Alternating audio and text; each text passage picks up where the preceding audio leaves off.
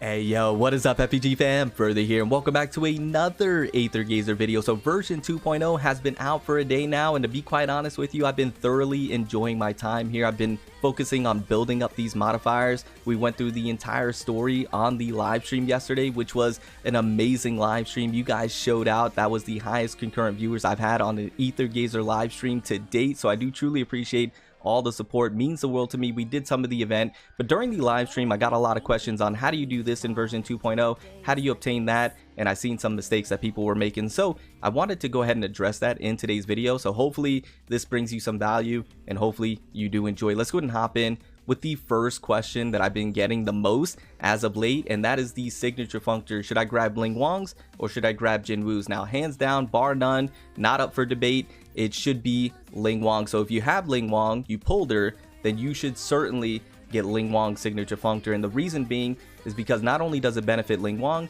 but it benefits the entire team. As you can see, increases crit rate of all team members and their attribute damage, and it adds more benefits as well for Lingguang. So this is by far the most important signature functor that you should grab in version 2.0. And then if you have the ability to grab Jin Wus, you should grab Jin Wus. Now, why Lingguangs over Jin Wus? Because Jin Wus really only gives her, in my opinion, what I consider a quality of life update, and it only benefits Jin Wu, right? Now, is it good for her? Of course, but it's not necessary. Lingguangs is far more important and far more of a priority because it's for her and it's for the entire team. So you should prioritize her signature functor, and then if you have the ability, go ahead and grab Jin Wus. Now, what I will say is that if you don't have the ability to get Jin Wus for whatever reason, then you just slap the standard universal Tianwan Gen Zone 5-star on Jin Wu, and that's going to work out perfectly fine. So if we come over here and we go to the dimensional variable, the new 5-star standard universal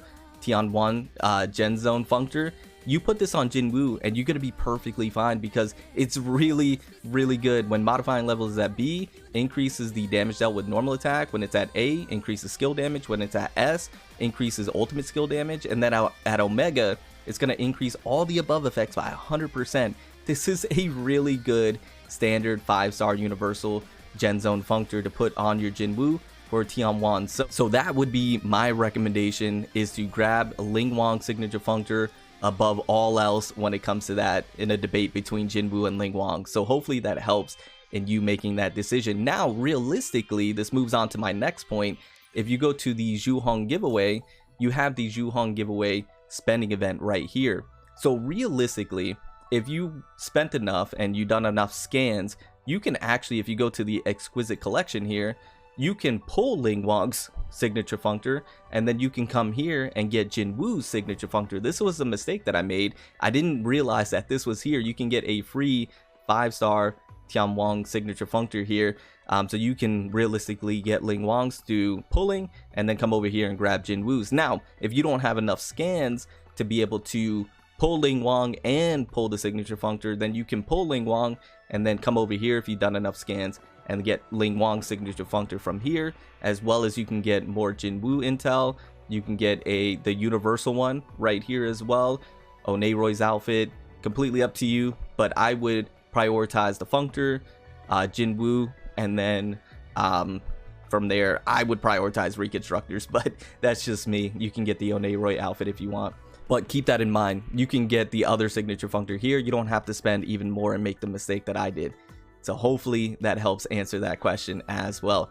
Now moving on to the anomaly control. This is probably the second question that I've gotten the most, is how do you do the anomaly control? Because when you first come here, this is not going to be unlocked for you, unfortunately. And if you go to Tianlu Firm, this is where you actually are able to get the sigils for Lingguang. You recommended sigils, the new one, the Immortal Blackbird for Lingguang, to be able to place on her. So that way you can build her out properly. Plus they have many other very great resources here. Once again, reconstructors and all the other resources you need to build up your modifiers. So this is incredibly important to unlock, as well as you're able to get the sigils in here. Also, if you go to high risk jobs, come over here, you can actually get the Immortal Blackbird here by doing this, and some other benefits as well, right? So this is incredibly important to unlock, but people are wondering, how do you unlock this? Well, you actually have to complete the entire story in order to unlock the anomaly control. So if you go to the Cloud Song here, you have to do the entire chapter 13 once you complete 13, 15, then you can come back to here, and then the Anomaly Control will be unlocked. You can come into here, and you can actually do the Anomaly Control. And then you'll have your certain missions right here where you get Tianlu vouchers, and then you can use them in the Tianlu firm to be able to get your resources. Now keep in mind, it does require the Yin Yang divination, this material right here, to go ahead and participate in the Anomaly Control. So just make sure you have plenty of those, and then you'll be able to go ahead and participate in here. So that is the Anomaly Control. How do you unlock it and what benefits you can get from it? Now the other thing I did want to speak about is how do you get your Jin Wu for free? Well, you have your missions right here. As you can see, I've done 2 missions already. One of them is complete the main story 13 through 15 on normal, and then the Perilous Chasm tier 2. So those are 2 that you can knock out very easily. The other ones, obtain 8,000 Tianlu vouchers, log in for 3 days, and then the dimensional variable, the deviation level reaches level 5. Now you only need to do 4. I believe there's 5 missions here, so 4 out of the 5, and then you can get a Jin Wu for free. So that's how you get Jin Wu for free, and then you can get more copies of Jin Wu. If you're wondering, you go to the shop, you go to the trading zone, and if you go to resource shop, reoccurring dream, you can actually get more copies of Jin Wu here to be able to then double S her and get her to higher stats, right? So you have the reoccurring dream where you can get more copies, and then you can also go once again to the Zhuheng giveaway. Like I mentioned, we have more copies, so if you've done enough scan, you can get more copies here to go ahead and transcend her even further. And then of course, if you wanted to, you have your standard banner where you can use your regular vouchers and be able to spend those if you want to and try and get more copies of Jin Wu. So those are the ways where you can get a copy for free, double S her, and then possibly triple S her, or even Omega, just depending on how far you want to go. So that is Jin Wu and how you get her for free. Now the other question that I've been getting as of late as well is for Lingguang and Jin Wu. Do you need to double S? Do you need a triple S and things of that nature?